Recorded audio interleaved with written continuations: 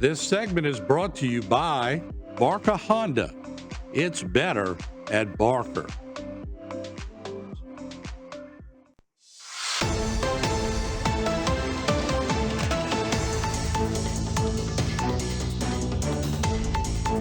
Welcome to Bayou Time. I'm Jacob DeGate, and I'm happy to be your host. And I'm also happy to welcome on screen, we have Superintendent of Lafourche Parish Schools, Jared Morton. Thank you very much for joining us. Absolutely. Thank you for having me. All right. Unfortunately, for some of the kids out there, the summer's coming to an end very soon, and that means the start of the school year. Can you tell us, what are y'all doing to get ready? Yeah, absolutely. So our custodians and our administrators have been at work all summer. A lot of work to get a building up and ready for the start of school year. So a lot of waxing of floors, a lot of cleaning of the buildings, pressure washing, and getting all of that ready. And then, of course, behind the scenes, we have a lot of hiring to do. With 860 teachers on a given year, we hire anywhere between 50 and 80 teachers to replace our folks that are in retirement or are moving on to other places. So a lot of movements from a staffing standpoint, a lot of movements from a building standpoint, but we are ready for the new school year, and we have some exciting things on the transportation front with new software for routing systems. And so we hope to increase our efficiencies and open our doors to welcome those kids with our best foot forward. All righty. So what are some of the changes that y'all have expected for this upcoming year? Yes, so for our bus drivers, we were able to purchase a new software system that helps us to route the bus routes more efficiently. And so it will look more like what you see when you get into an Uber, where the route to the next stop is broadcast on a device in the bus. And it will also help us if a bus driver can't make it to work to transition that route to another driver and then make a optimal route to get from point A to point B.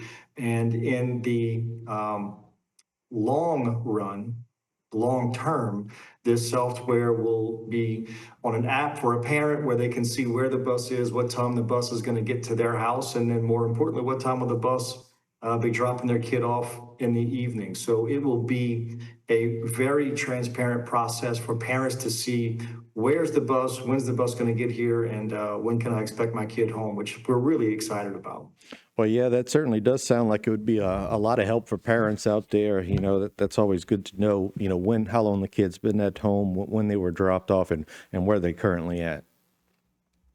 Yes, sir. In fact, we get calls to the transportation department all the time. You can imagine if your kid rides bus 27 and it always drops off your kid at 3:37.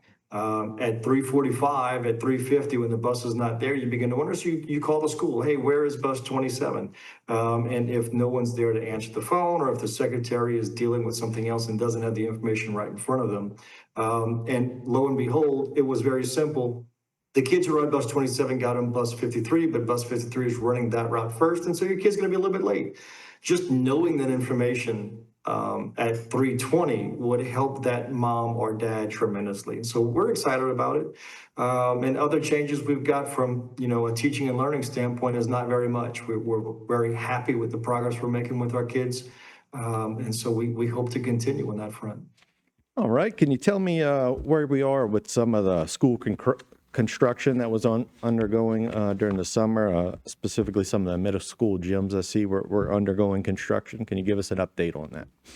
Yeah, I believe we had on our Facebook page some gym floor work that was done at Bayou Middle School. Yeah, there's a picture of it right there. That was actually Hurricane Ida damage. So we had a tremendous amount of water that kept pouring through that roof, and we were able to finally fix the roof. And now that the roof is repaired, we were able to make repairs to that gym floor. So that gym floor was actually buckling and needed to be repaired, and we're very happy with the work that the contractor was able to do there. It looks probably better than it did when it was new, and it really wasn't that old of a school, but Hurricane Ida had damaged those floors.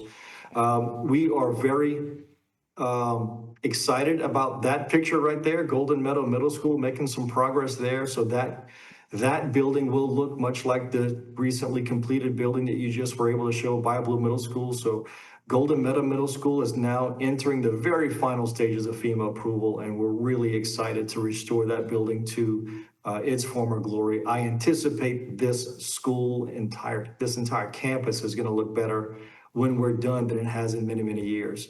And the same for Bayou Buff Elementary School. That demolition is now complete. We have FEMA approval to move forward finally, and so construction on that is going to begin in the next few months. And so from this point forward, we're now looking at about 2 years where those schools will be done and the kids will be back, and we will finally be done with the Hurricane Ida recovery chapter. Well, hopefully we can stay free of any hurricanes and they can stay like that, looking nice and new for a while. Huh? Fingers crossed that that is the case for not only our schools, but our families and our communities, which have been through a lot. Certainly. Okay, we got about a minute left. I see also you have LEAP scores that were announced. Can you give us an update on that?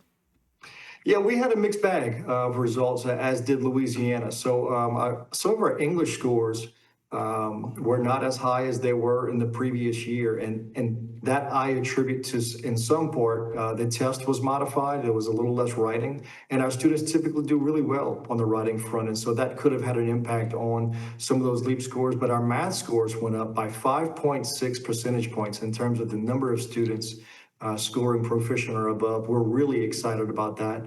We hope to continue that progress on the math front, and we know that we're going to recover in the English front very quickly. So very happy with where we are, but certainly not satisfied with the results. Still a lot of work to do.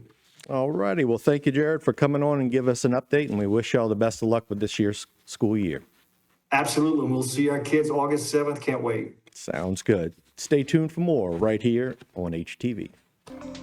This segment was brought to you by Barca Honda.